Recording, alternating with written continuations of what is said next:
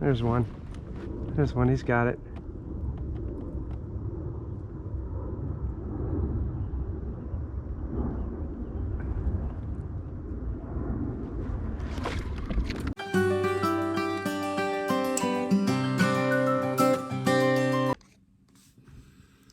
Hey everybody from YouTube. I just got back last weekend from fishing on Lunga Reservoir on Quantico Marine Base.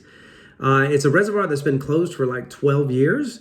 And the reason it was closed was because the Marine Corps would use it as a target impact area for ordnance.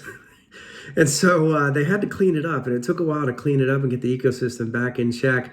But they finished it and they reopened it in June of this year, so I thought I would check it out. Got it was a tip from a friend.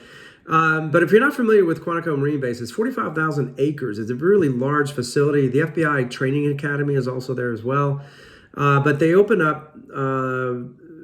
up to hunting and fishing. There's a couple lakes, ponds, this Lunga Reservoir that's available for fishing, and there's also hunting there as well.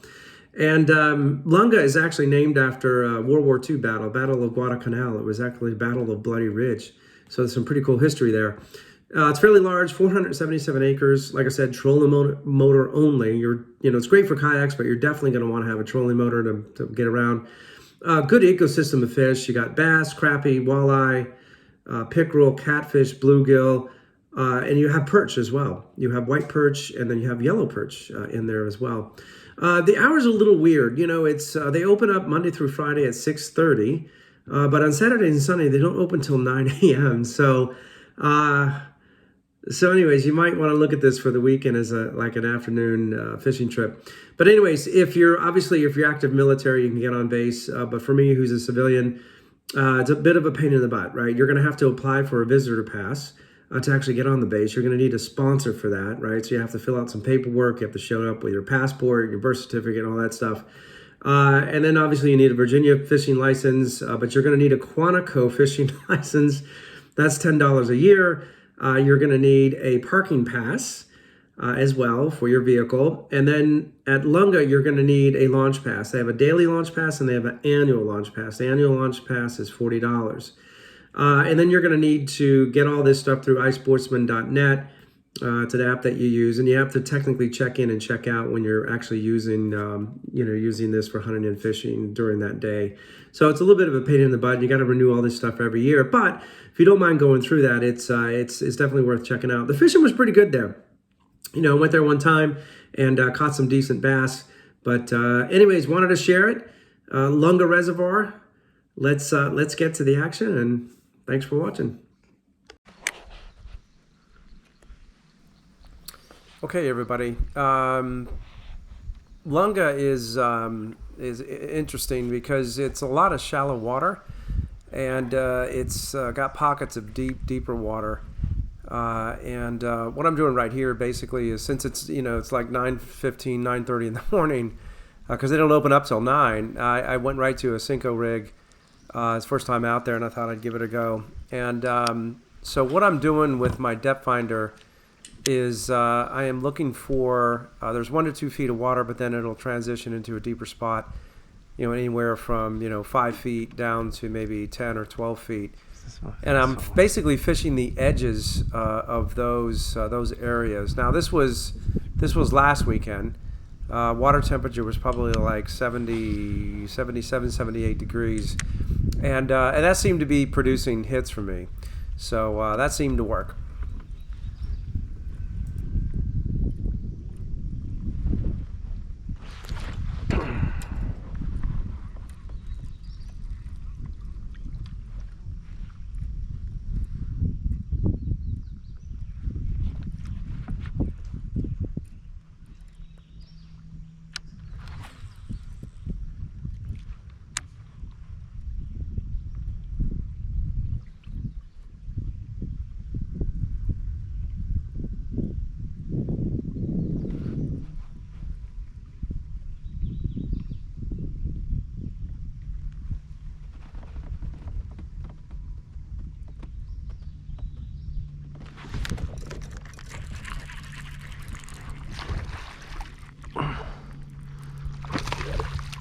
A little bit nicer bass.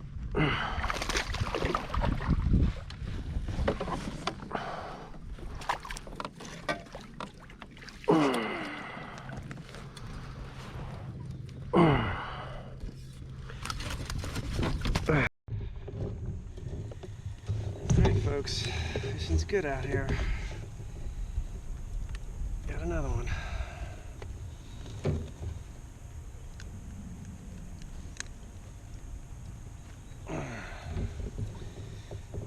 That's a nice little bass, huh?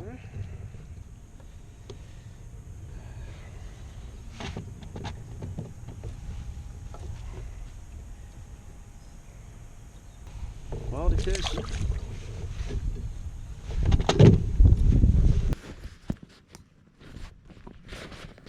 Okay, folks, as you can see here, I'm fishing, you know, this is kind of a transition area, right? It's probably a couple feet deep right up there against the shoreline, and then it quickly drops off to about 7 or 8 feet deep. And like I said, the bass are typically that day right on the edge of those. There's not really a lot of typical structure near the shoreline, like timber and there's one.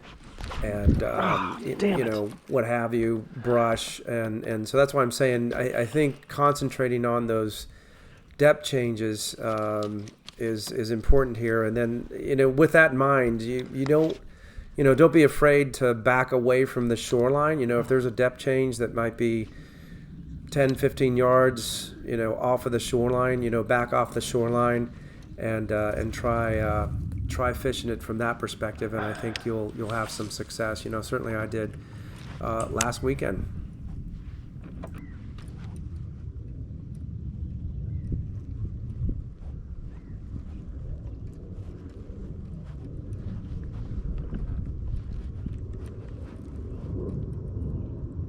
There's one. There's one. He's got it.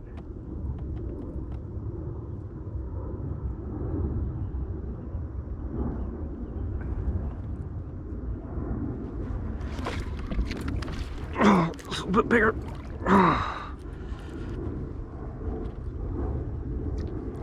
Oh man, these are feisty fish. Oh, nice bass. Oh yeah, nice. Another nice bass out here at Lunga Reservoir. Another beauty, nice size fish. Yes, sir.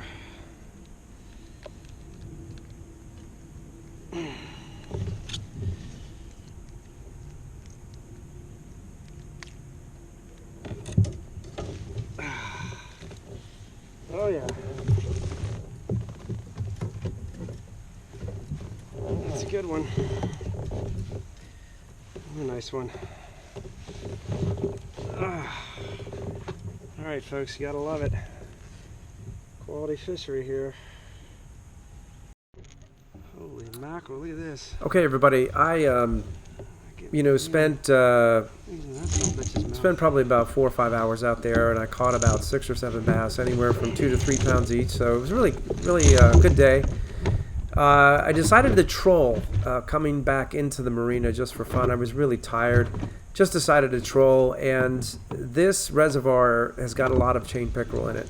I haven't caught a chain pickerel in probably over 25 years, but they don't really get that big. I mean, you know, any from 12 to 15 inches is typical. This one was actually 28, almost 29 inches. It was an absolute monster. I didn't realize it, but the citation for this fish is 24 inches.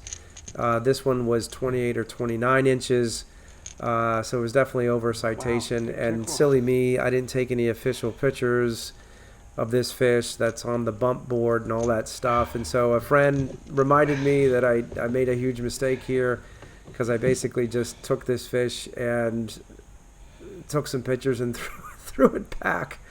So that's okay, you know, hey, it happens. But anyways, hope you enjoyed the video, and if you like the channel, please subscribe.